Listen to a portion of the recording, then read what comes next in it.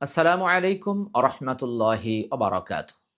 নাহমাদুহু ওয়া নুসাল্লি আলা রাসূলিহিল কারীম, আম্মা বা'দ। সম্মানিত দর্শক শ্রোতা, আমরা অনেক সময় এই প্রশ্নের সম্মুখীন হই যে মিলাদ পড়া জায়েজ কিনা। ইউটিউব, ফেসবুক, টুইটারে অনেক আলেম বলে থাকেন মিলাদ পড়া জায়েজ, অনেকে বলে থাকেন মিলাদ পড়া বেদাত।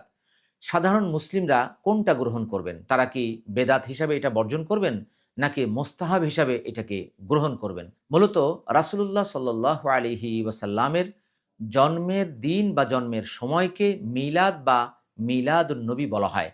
কেউ যদি রাসূলুল্লাহ সাল্লাল্লাহু আলাইহি ওয়াসাল্লামের জন্ম বৃত্তান্ত, জন্মের সময়ের কথা, অথবা তিনি কেন এলেন, কি উদ্দেশ্যে তাকে দুনিয়ায় প্রেরণ করা হয়েছে, সেই উদ্দেশ্য নিয়ে যদি মিলাদের আলোচনা করা হয়, তাহলে সেটা সম্পূর্ণরূপে জায়েজ। কিন্তু গাড়ি উদ্বোধন, বাড়ি উদ্বোধন বা দোকান উদ্বোধন, নাট্যশালা উদ্বোধনের ক্ষেত্রে আমরা যদি রাসূলুল্লাহ সাল্লাল্লাহু আলাইহি ওয়াসাল্লামের দরুদ পড়ি, আবার ইয়া নবী বলার সময় দাঁড়িয়ে যাই, তার জন্য আমরা যদি একটা খালি চেয়ার রাখি, তাহলে এটি সম্পূর্ণ বেদাতি কর্মকাণ্ড। এটা থেকে আমাদেরকে ফিরে আসতে হবে এবং রাসূলুল্লাহ সাল্লাল্লাহু আলাইহি ওয়াসাল্লাম এবং তার সাহাবায়ে কেরামগণ যেই পথে, যেই মতে ছিলেন, সেটা আপনাকে আমাকে গ্রহণ করতে হবে।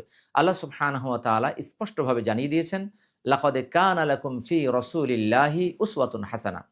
অবশ্যই রাসূলুল্লাহর মধ্যে তোমাদের জন্য রয়েছে উত্তম আদর্শ। ৩৩ নম্বর সূরা, সূরা আল আহজাব ২১ নম্বর আয়াত। অতএব রাসূলের সেই আদর্শকে যদি আমি প্রচার করতে গিয়ে রাসূলুল্লাহ সাল্লাল্লাহু আলাইহি ওয়াসাল্লামের মিলাদ সম্পর্কে আলোচনা করি, তাতে কোনো দোষ নেই। কিন্তু তার আদর্শ প্রচারের নামে আমার পকেট ভারী করার উদ্দেশ্যে আমি যদি এই মিলাদ পড়াই, অথবা আমি এই রসুমকে যদি জারি রাখি, যার সাথে সুন্নাহর কোনো সম্পর্ক নেই, গাড়ি উদ্বোধনের সময়, দোকান উদ্বোধনের সময়, ঘরে ওঠার সময় শুধুমাত্র আমরা বিসমিল্লাহ বলেই শুরু করব। দোকানে ওঠার সময় বিসমিল্লাহ বলে ঝাঁপ খুলে আমি বেচাকেনা শুরু করব। আমার গাড়িতে ওঠার সময় বিসমিল্লাহ বলে আমি আমার গাড়িটা স্টার্ট দেব। আমি আমার ঘরে ওঠার সময় বিসমিল্লাহ বলেই ঘরে উঠব। তাহলে এটাই হবে সুন্নতি বিষয় এবং এটাই হবে রাসূলুল্লাহ সাল্লাল্লাহু আলাইহি ওয়াসাল্লামের আদর্শ। আশা করি বিষয়টি অনুধাবন করতে পেরেছেন। আল্লাহ তাআলা আপনাকে, আমাকে, আমাদের সকলকে কোরআন সুন্নাহ অনুযায়ী চলবার, সে অনুযায়ী আমল করবার এবং কোরআন সুন্নাহর বিষয়গুলো জানার পর সে অনুযায়ী আমল ও প্রচার করার তৌফিক দান করুক।